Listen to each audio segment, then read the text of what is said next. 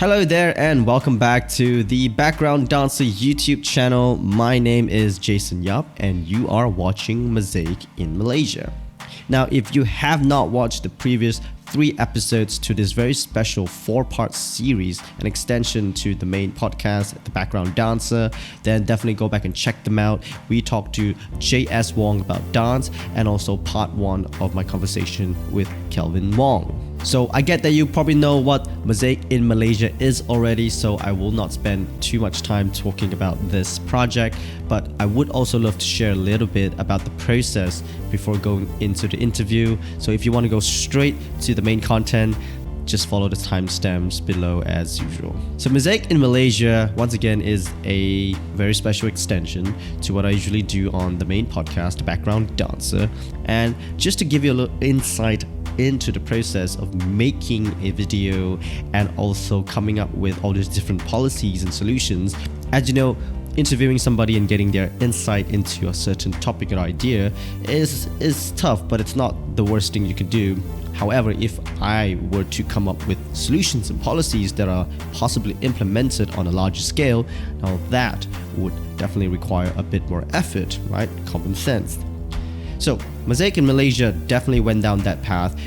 Every single guest that we talked to, both JS and Kelvin, we took multiple calls and multiple drafts before coming up with a final sort of script, documentation, whatever it is, basically the final product before we conduct the interview. So the interviews are also kind of revolving around these ideas that we've had, these discussions that were already sort of dissecting and analyzing all these different points. So just to give you that kind of sharing a little insight, I am definitely very, very happy with what I've done so far. So if you really like what we do here, definitely let us know, and we could see whether we could continue this very special project that we have. So without further ado, episode 4, the final episode of Mosaic in Malaysia. This is part 2 of my conversation with Kelvin Wong. So who is Kelvin Wong, you may ask? You probably already know. He's currently the lecturer and program leader for the Diploma in Performing Arts for the film department of the Sunway University School of Arts. But most importantly, he is known to be the artistic director of Theatresauce. Yep, the theatre company founded in 2016 that has done incredible work across the years. They also offer a host of educational courses and programs for those interested to dive into the world of theatre, such as the school, as well as Emerging Directors Lab. So all kinds of options for you there.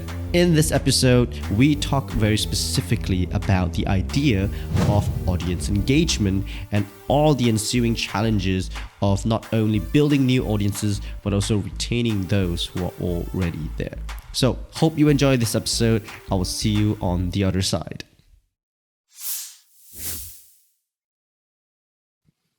All right, so let's shift gears a little bit, and I think that was a perfect way to tie the knot on privatization and education of theatre. Yeah. One of the other things that we also talked about in our previous discussions revolves around the idea of audience engagement, and I think being in the world of theatre, this is very much a challenge, right? It's always a challenge as to what is the next step for us, what is the next frontier for audience engagement, and likewise anything that has the setting of a theatre like dance and music as well. We always have that challenge at hand.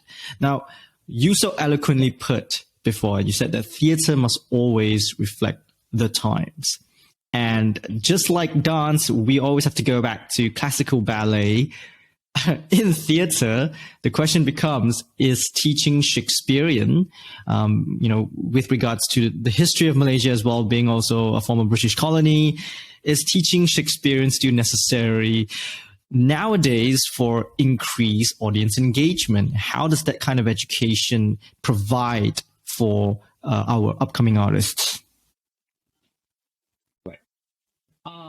I think a large part of education, teaching, and learning is to understand history. And when we say history, we are looking at their context, we are looking at their whys, we are looking at why did certain things happen in the past, and how did history inform the works and the choices that we make today, right? And so I I find that Shakespeare and advocates of Shakespeare believe that there is much value in text analysis, right? Which upon attaining that skill, you're then able to apply it onto contemporary text works. So I would say that it is useful, but at the same time, I would say Shakespeare should not be the only thing, because there are tons of other highly enriching historical contexts and literature from the past that I feel students of today should be exposed to. Sure,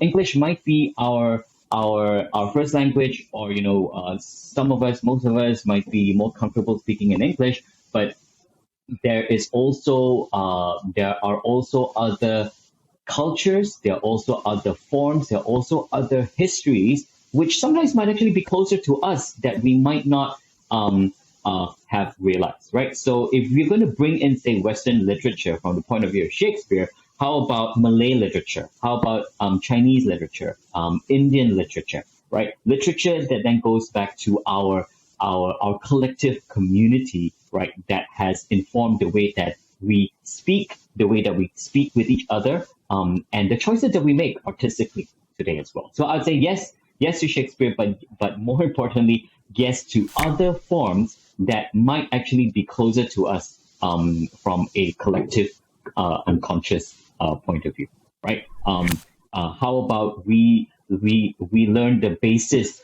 of Chinese operatic, say, performances, right? Indian dance theater, right? If we were to look at Malay bangsawans as well as the sandiwara, sure, yeah, that's quite far from contemporary practices today. But then to understand where they came from and how that has evolved to what we do today lends to not just greater appreciation, but then a greater awareness and understanding of the choices that we make as artists in present times, leading to the future also, right? I find that from an educational point of view, in about 100 years, artists in 100 years also need to know what we're doing right now in order for them to, it's beyond appreciation. It's about awareness, context, and being mindful of the choices that you make in the present.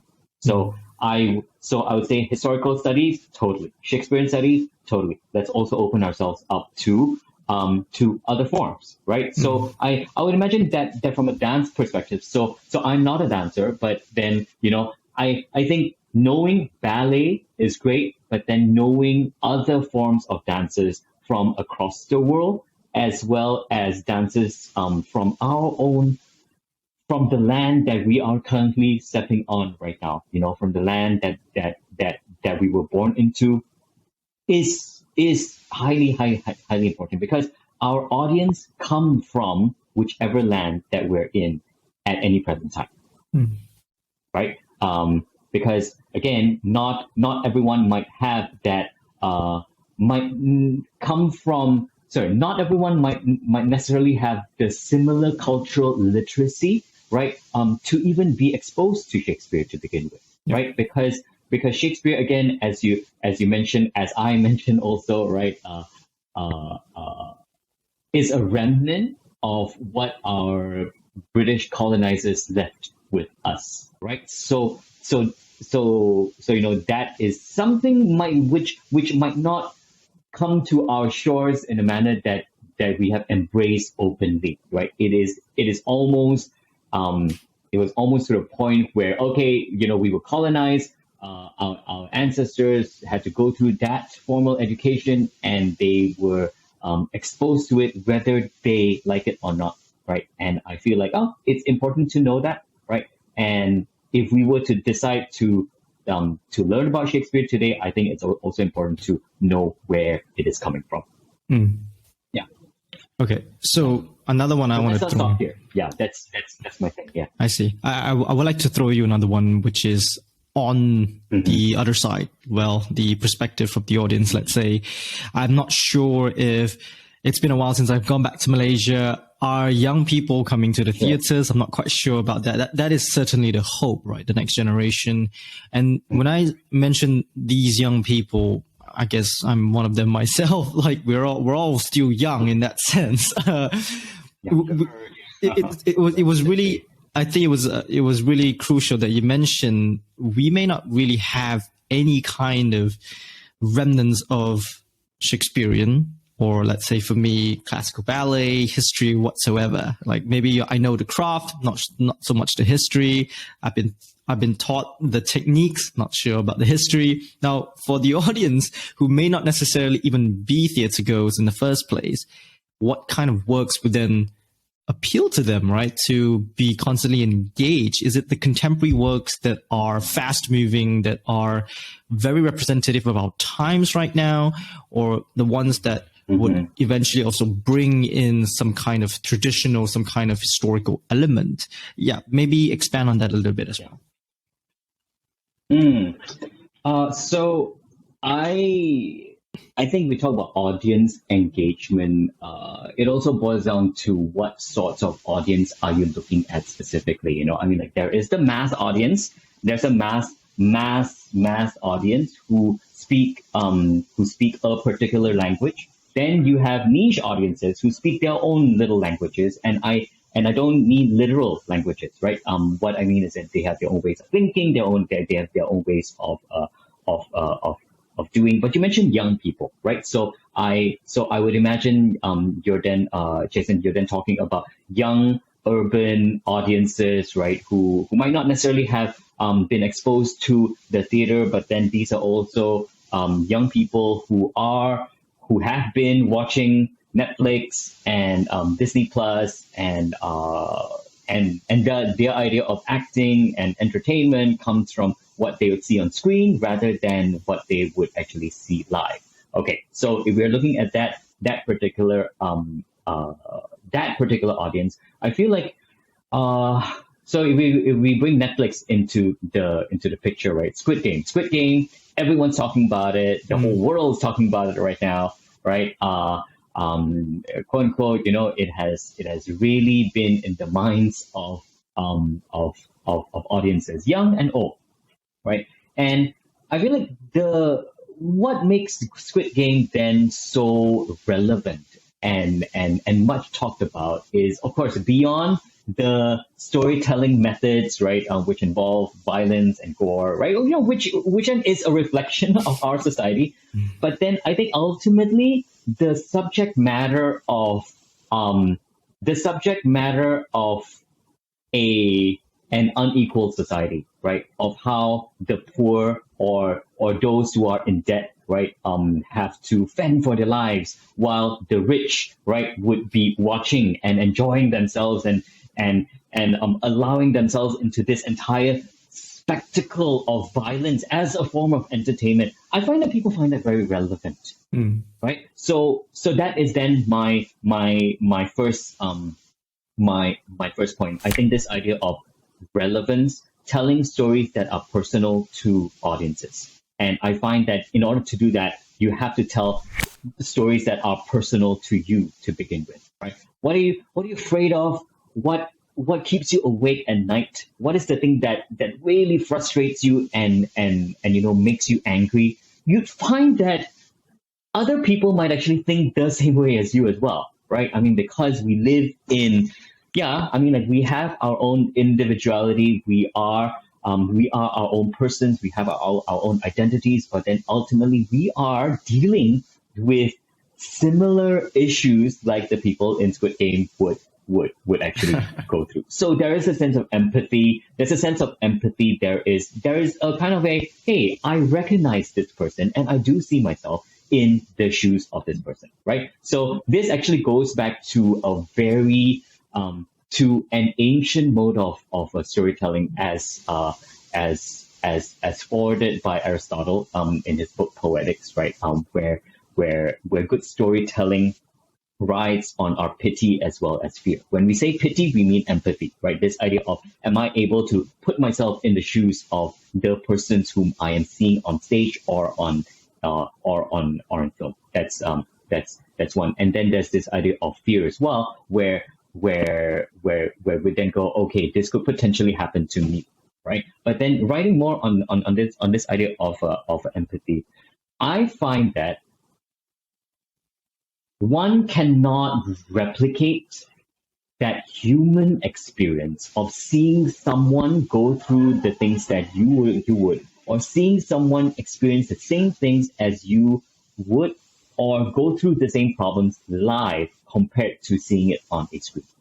I feel like there is something, with a liveness, with community, when people do get together in the same time, in the same space, experiencing something together, responding, right, similarly also.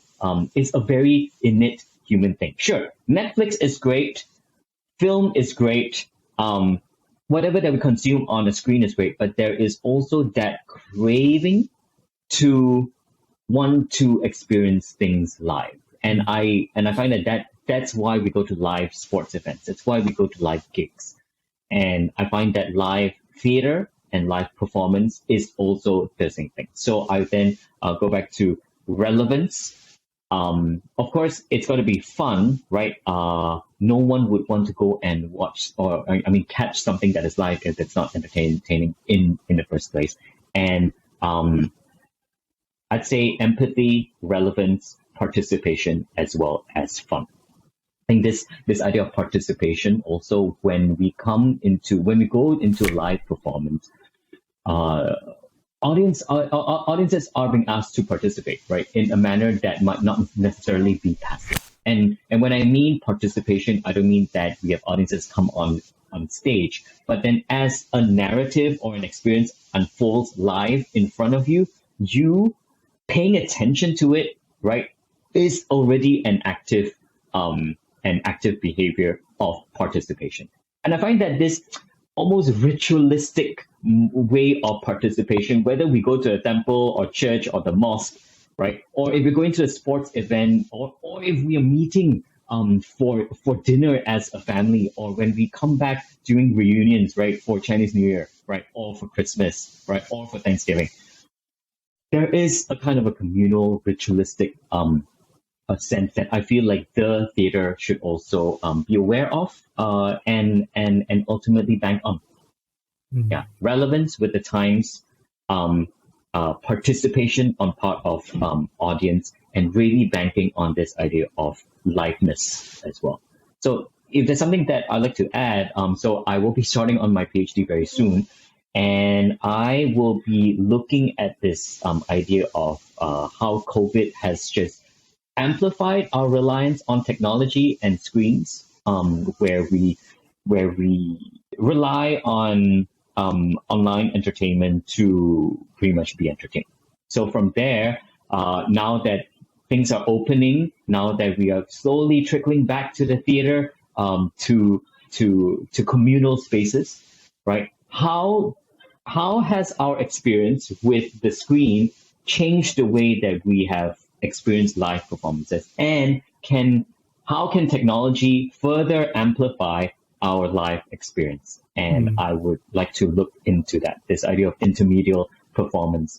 This goes back to what I mentioned earlier in our chat today, where I feel like as greater collaborations happen across borders, or across cultures, across countries, across different companies also, different disciplines are also coming together, where I imagine the kind of theater in the future that really speaks to an audience isn't clearly defined as theater anymore, right? We then be asking, is this theater or music? Is this theater or film? Or is it theater or video? Or is this video or music? Or and I believe that the point will come when people might not even necessarily question that anymore, where this interdisciplinary approach of different creative industries, of different creative practices is going to be the way forward. It's actually a question right now also, right? We talk about physical theater. Is physical theater dance, or is it theater? Right? Yeah. Is dance theater dance, or is it theater? Right? But does it matter? If we have a clear definition of that. I mean, maybe from an academic point of view, for discussion, philosophical purposes. But I find that the more we try to define and divide, the less helpful it would actually be, and I find that to be less exciting. So the exciting works to me would be those that are relevant, empathetic, current, participative, and interdisciplinary. And that's my way forward. Well said, Kelvin. Actually, as you were speaking, one of the things I was thinking about is comparing theater, for example, and of course the rise of Netflix, right? Digital media.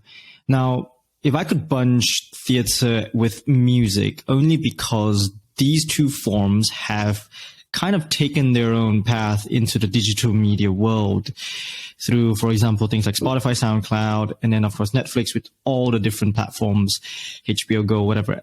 Basically, liveness versus digital content. Now, the funny thing is, when it comes to dance, I do believe there is still such a resistance to go digital. Right, a lot of people still want to be in those spaces watching that all take place. And I think it really comes down to the idea of storytelling and dramatization that always seems to be the number one hook for people to stay on. At least I speak for myself. I don't mind watching Netflix compared to theater because there's a dramatization there on screen. Now, if dance could emulate that, maybe the transition from the theater to the digital world would be easier. But at the moment, we don't seem to have a larger audience for that. It's a very niche audience who would actually watch dance films or actually watch recorded performances through HD TV, let's say.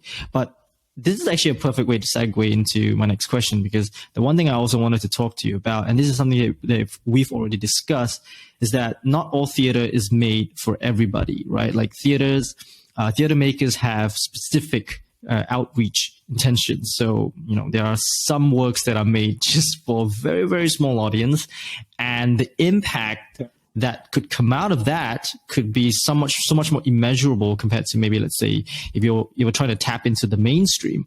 Now, despite having small communities that I think actually are quite prevalent in Malaysia, let's say, a lot of small little theaters doing their small little things, and we talk about the different languages of theaters as well.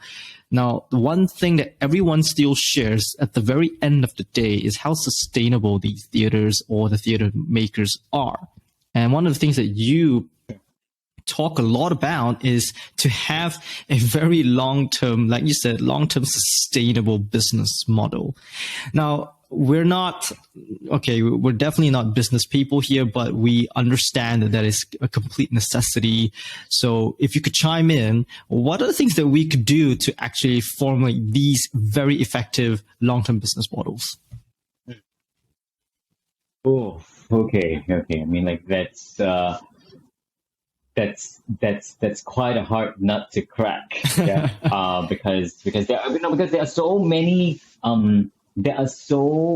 different aspects that would lend to this idea of sustainability, right? Of course, first off, I think it's important to be financially savvy and to be financially sustainable, right? Either by being very astute with the way that you handle money, and at the same time the networks that you then create to stay afloat, which include grants, right, and relationships, networks in the long run. So that's one, right?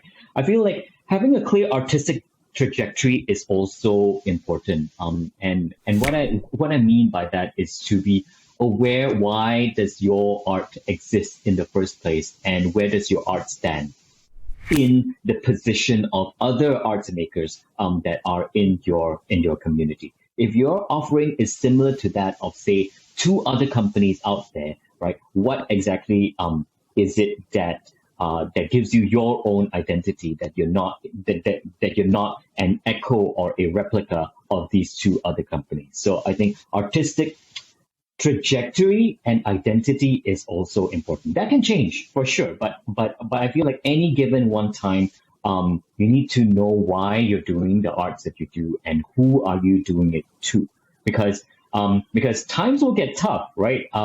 Things will get tough, and I feel like this is the one thing that we will always go back to in terms of why do we do the works that we do in the first place, right? This then goes back to an extension of your belief systems, right? What's your belief system? What's your culture that you then create within your company? What are the modes of thinking, and what level of autonomy do you have also, right? And I think being aware of all this will then allow you to navigate a longer lifeline, right? Because all of these will then inform the practices and the choices that you will make moving into the future. I think being aware of your audience, of your target audience, is also very important, because I find that the more successful theater companies, or more successful companies even, that we see today are very clear in terms of who their audiences are, right? And they cater particularly to that audience. And that is not to say that they forego all other audiences, right, who are not within their target, but then when they create works for that particular target, that will then spread like wildfire, right? And invite those who are not in the target to want to also aspire towards and want to be also part of that experience. And lastly, I would say networking as well as outreach. We are unable to survive on our own. And I don't mean solely from a financial standpoint, but also in the sense that because our work is so collaborative, it is so, it involves people, right? So rather than us working with the same people all the time, I think being open to other companies and being able to form relationships with other companies, whether or not you're going to make work with them, I feel like that is crucial. You never know when you would need to extend a lifeline to others, and you never know when the time comes when you need help, that other companies and other individuals who might not be in your circle might actually be able to help you. So I find these things to be important. Right. I have one last question for you, Kelvin, and this is something that just popped up once again as you were speaking. Yeah. Right? I'm constantly fascinated with, once again, a sort of conundrum, maybe even a dichotomy when it comes to, let's say, business models and sustainability. And that is to frame very specifically what theatre could be with regards to two things. Is theatre... okay, maybe let's say this: product or service. Product or service. So where does theater lie in between the spectrum when it comes to business models? And do you have sort of a thought about this, especially in your own experiences of which between these two models do you think has served the sustainability of theater much better? I would say that the more successful ones bank on both, right? Because if we talk about financial sustainability, our output as a theater company would not be able to sustain us in the long run, because our output would say, out of one entire year, right, the most that we can do is 5 productions, right? And for us to wait for those timelines, right, those deadlines after every production to then expect the revenue to actually come in, right? I find that would be that's going to be very difficult for you, especially in the long run. So then companies then turn to services, right? This idea of offering education as a service. And I have observed that companies, because that's when revenue is more consistent, when you then offer those services, and services in terms of performances in corporate events. That is also another service, right? So I would say education tied together with output, because again, the frequency of revenue generation in education is a lot higher versus just merely relying on output. And if you can find ways where you're able to do both simultaneously, I think you are signing yourself up for greater sustainability. Wow. Yeah. Kelvin, I believe we can talk forever, and it's always so inspiring to speak to you. Yeah. May I just add one more thing? Absolutely. Jason, this goes back to this idea of liveness as well. Yeah. Okay. If I could just add to this. So with us talking about how can we engage audiences coming back, right? I mentioned about participation, and I find that even if we would look at Netflix, if we were to look at trends around the world, right, where YouTube is not so much something that we consume anymore, but then YouTube is also an outlet where we're able to create our own videos and post it up. Same goes, TikTok, Instagram isn't just an outlet where we're just constantly scrolling photos, but then we can also participate in that. Recently, Netflix has come up with a few interactive experiences, right? Black Mirror, being a very popular franchise from the UK, also has their movie version where you can actually choose, the journey of the protagonist. Research has shown that we are moving from a consumerist culture to a more participatory one. We live in a world where we're not just consuming, but we're also immersing ourselves in the product that we consume.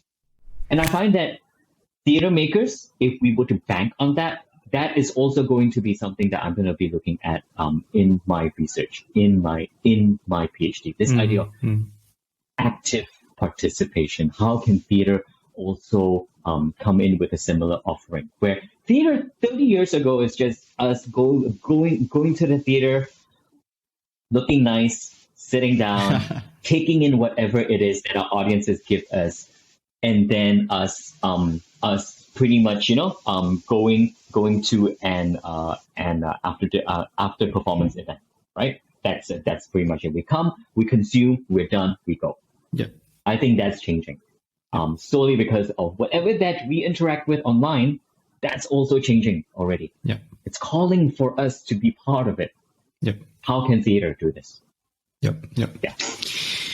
Hey, well said. Thank you so much, Kelvin. I really appreciate this entire session. This has been very, very scintillating for me, and I also believe for our audiences.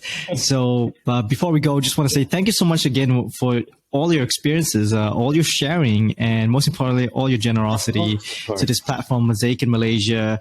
I'm really happy that we both get to collaborate and give back to our community, our beloved Malaysia. And although you'll be leaving soon, hopefully, to pursue your PhD, your heart and soul still remains within Malaysia. Yeah, just like me.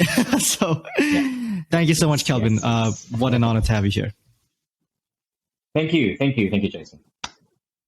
So there you have it, episode 4 and part 2 of my conversation with Kelvin Wong and theatre and audience engagement. This is the penultimate session of Mosaic in Malaysia for now.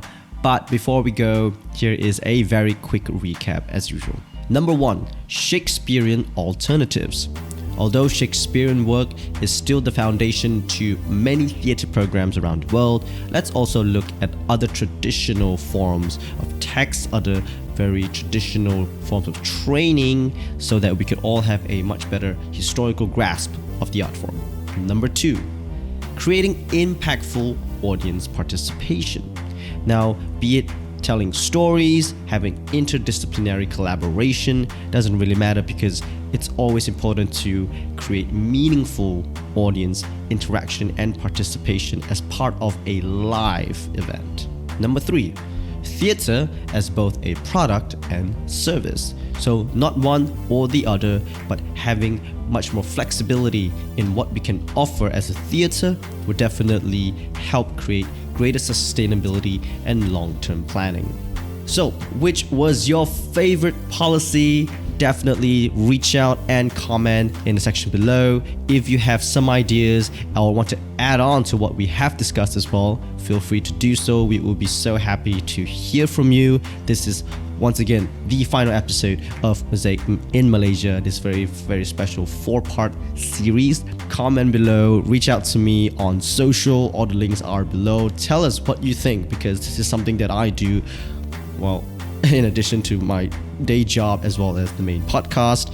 I really enjoy it, but well, we'll see whether we can continue this with your help and with your ideas. That is definitely a possibility. Once again, do not forget to hit the like, the subscribe, and the notification bell to receive more content like this. Also on the other playlist, we have the main podcast where you get all different guests and a very good insight as to the career and the infrastructures of the dance ecosystem.